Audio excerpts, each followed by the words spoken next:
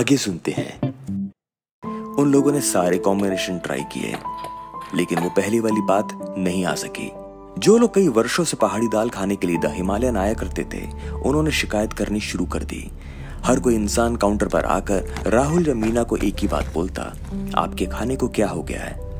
हर किस्म की कोशिश बेकार हो गई, लेकिन वो स्वाद वापस नहीं आ सका।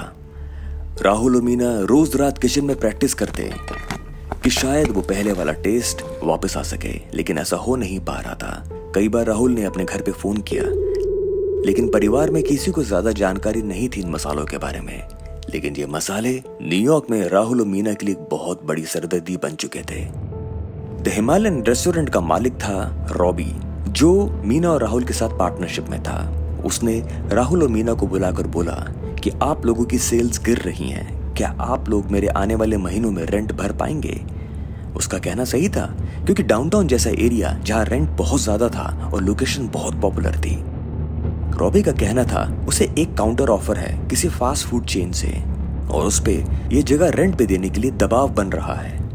ये बात किसी खतरे की घंटी से कम नहीं थी राहुल और मीना के लिए। वो दोनों चिंता में डूब गए, क्योंकि इतने वर्षों की मेहनत उन्होंने द हिमालयन रेस्टोरेंट को एस्टैब्लिश करने में लगाई थी।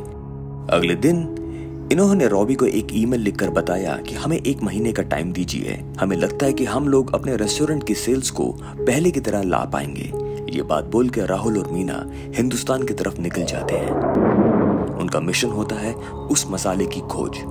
राहुल और मीना एकदम टेंशन से भरे हिंदुस्तान में लैंड होते हैं।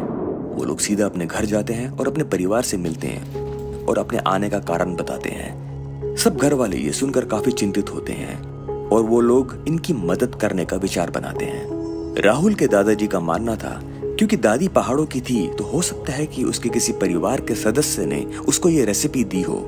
उनका सुझाव होता है कि उन दोनों को उत्तराखंड में दादी के पुराने गांव में जाना चाहिए। बस फिर क्या था, राहुल और मीना एक लंबी यात्रा के लिए तैयार हो जाते हैं। उन्हें बताया जाता है कि चौकड़ी गांव से तकरीबन 50 किलोमीटर आगे एक छोटा सा गांव है जहां दादी ने अपना बचपन बिताया था। एक पल मीना के मन में विचार आया कि इतनी दूर तो हम चले जाएंगे, लेकिन अगर वहां जाकर सफलता नहीं मिली तो क्या करेंगे।